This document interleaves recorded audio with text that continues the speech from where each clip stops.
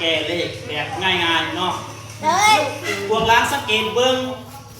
กรณีที่ตัวตั้งเลขกับตัวตั้งหารเนาะมาหารให้ซิบแบบนี้คิดไรแบบง่ายๆแล้วเด้อพวกร้านเด้อเอาก่อนอื่นเขาไปสังเกตเบิ้งบอนี่มีเลขศูนย์บอนี่มีเลขศูนย์เนาะเบื้องนี้ก็มีเลขศูนย์ฉะนั้นเวลาเขาแก้เขาตอบคาศูนย์ในทีมเนาะเอาคาศูนย์เทอร์โตเนาะบอสเนาะเมื่อเขาขาแล้วเขาก็สังเกตเบื้องเนาะตัวเลขเบื้องนี้ยังเหลือแต่เลขยังหลัง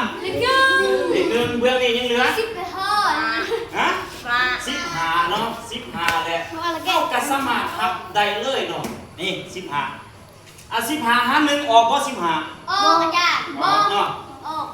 อ้าวบาดนี้ยังเหลือแต่ตัวใดนี่ 25บ่นี่ยังเหลือเลขยังเลข1เนาะพวกเราคิดว่าออกตัวใดมันก็ออก25 โอ้อาจารย์ง่ายๆเหรอ หารให้1เนาะห อา รื จาร อ ย์ ว่าห้อง ง่าย นี้ กระดาษ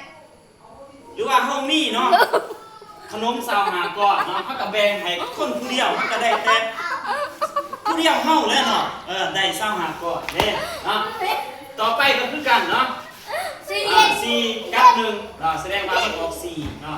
อันนี้ยังเหลือแต่10กับ1เนาะแสดงว่าออก10เนาะอันนี้แม่นการหารวิธีแบบง่ายๆโดยบ่ต้องใส่ขั้นตอนเนาะ